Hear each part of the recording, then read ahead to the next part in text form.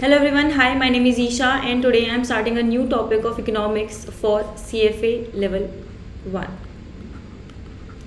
Now, this topic is there in all the three levels. Level 1 में भी है, level 2 में भी और level 3 में भी. But the percentage differs.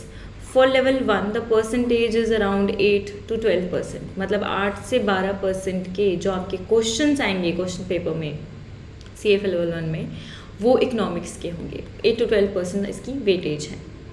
Now again this topic of economics can be studied in 3 parts. पहला आपका मैक्रो इकोनॉमिक्स, दूसरा आपका micro and the third is your international economics. ये 3 इकोनॉमिक्स के आपके पार्ट हैं. आपके माइक्रो इकोनॉमिक्स है, मैक्रो इकोनॉमिक्स है और इंटरनेशनल इकोनॉमिक्स है. कौन सा पार्ट किसका है? Let's just briefly talk about it because हम लोग सब श्वेजर में से पढ़ते हैं. तो श्वेजर की 7 रीडिंग्स हैं. श्वेजर है 7 रीडिंग फॉर इकोनॉमिक्स, जिसमें से reading number 1 and reading number 2 which is about your demand and supply analysis and your firm and its market structure. These 2 topics you are going to read from microeconomic perspective. ये आपको microeconomic perspective से पढ़ने पड़ेंगे. The next 3 topics which is your 3rd, 4th and 5th. Third one is your output and your economic growth. The 4th topic is about the business cycle. आपका business cycle क्या होता है. And the 5th one is your monetary and fiscal policy. Monetary हमारी जो RBI की policies होती हैं और fiscal हमारी जो government policies होती हैं. These 3 topics you are going to read from macroeconomics perspective. And the last 2 topics, your 6th one which is nothing, your international trade and your capital flows. Capital flows मतलब आपकी जो पैसे हैं वो कैसे flow करते हैं, आपकी जो कैपिटल है through different countries. And the 7th one is your currency exchange rates. These 2 topics you are going to read from international economic perspective. International economics perspective. So these 3 is this 3 is the big breakup of your economics.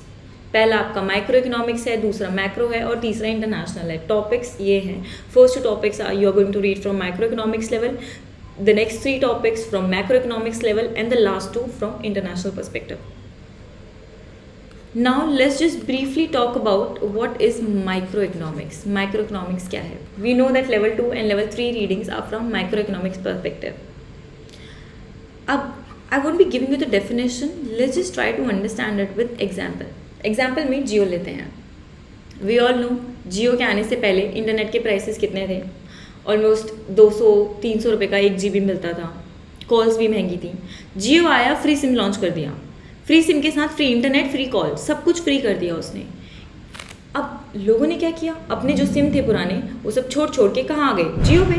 भाई इतना अच्छा attractive offer मिल रहा है, उन्हें free internet मिल रहा है, और क्या चाहिए आदमी को? सबने अपने अपनी सिम छोड़ के एयरटेल छोड़ दिया, वोडाफोन छोड़ दिया, आइडिया छोड़ दिया, सब ने क्या कर लिया? जियो. सबके पास अब जियो है. ये क्यों किया इसने? Number 1, because for a telecommunication company it is not easy to establish a market base in first 10 to 15 years. It takes around 10 to 15 years to establish a market base.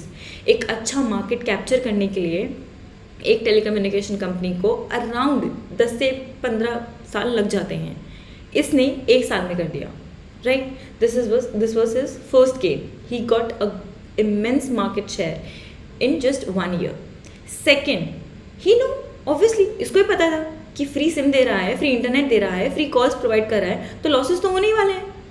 But why he bear the short term losses. उसने short term में losses bear करे ताकि long term में उसे abnormal profits हो. ही no कि अब मुझे 1 साल तक अच्छे वाले लॉस होने वाले हैं. अच्छे मतलब अच्छे वाले लॉस होने वाले हैं. पर उसे ये भी पता है कि लॉन्ग टर्म में फिर उसे एबनॉर्मल प्रॉफिट्स होंगे, because then he will start charging. अब लोगों को फ्री इंटरनेट, सस्ते इंटरनेट की आदत पड़ गई है, तो वो थोड़ा सा महंगा तो दे देंगे ना, ऑब्वियसली. तो ही बोर दो short term losses to have the long term, to have some long term abnormal profits. This was his second achievement. अब ये जियो ने अपने आप दिमाग से तो नहीं करा होगा, अंबानी इतना भी इंटेलिजेंट नहीं है, तो ये सब किया किसने? ये जो उसके रिसर्च एनालिस्ट की टीम होगी, यही तो बताएंगे कितना मार्केट ले लोगे आप 1 साल में. यही इन्होंने ही तो रेवेन्यू प्रोजेक्शंस करे होंगे कि नहीं सर ऐसा करते हैं, शॉर्ट टर्म में हमें इतने करोड़ का लॉस हो जाएगा लेकिन लॉन्ग टर्म में इतने करोड़ का हमें प्रॉफिट होगा।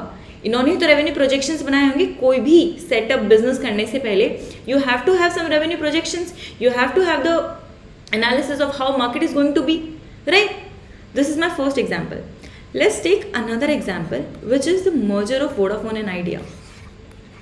Let's say Vodafone के पास 30% मार्केट बेस था, Idea के पास 15% मार्केट बेस था, लेकिन जब ये दो कंपनी मिल गई तो एक कंपनी के पास 45% मार्केट बेस था, and it is a huge market base for a single company in a telecommunication company, in a telecommunication business. 45% market share ले लेना इज़ नॉट ईजी रही। तो डेफिनेटली इन्होंने सोच समझ के किया होगा, अमलगमेशन मर्जर जो भी किया इन्होंने सोच समझ के किया होगा, पूरे अपने सारे रेवेन्यू प्रोजेक्शंस निकाले होंगे, मार्केट एनालिसिस करा होगा, कंडीशंस देखी होंगी मार्केट की, सब कुछ करा होगा, तभी जाके इन्होंने मर्जर किया है। बिगड़ देखिए सोचे समझे तो नहीं करेंगे। This is microeconomics because you cannot project the market conditions, you cannot project what your revenue is going to be in near future or in long term or in short term. You cannot project what your losses will be without the knowledge of demand and supply. You cannot project that. तुम्हें पता होना चाहिए कि तुम्हारी demand कितनी हो जाएगी और तुम सप्लाई कितना करने वाले हो। तुम्हें पता होना चाहिए कि अब तुमने कौन सा मार्केट क्रिएट कर दिया है। Have you created a monopoly market or have you created or are you in the business of a competitive market or are you in the business of oligopoly market.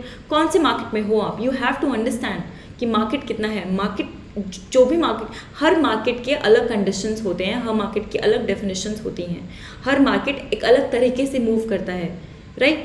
तो ये सब हमें कैसे पता चलता है? माइक्रो इकोनॉमिक्स की वजह से, because micro economics deals with what? With individuals, with businesses, with companies. This is what the microeconomic market moves with. The microeconomic studies the market conditions, the research, the reports, the revenue, the losses, the profits. All these things are studied with or through the help of microeconomics. Okay, so I will be starting the LOS 1 for CFA level 1 from tomorrow onwards. Thank you so much. If you like the video, don't forget to like, subscribe and share the video. Thank you so much.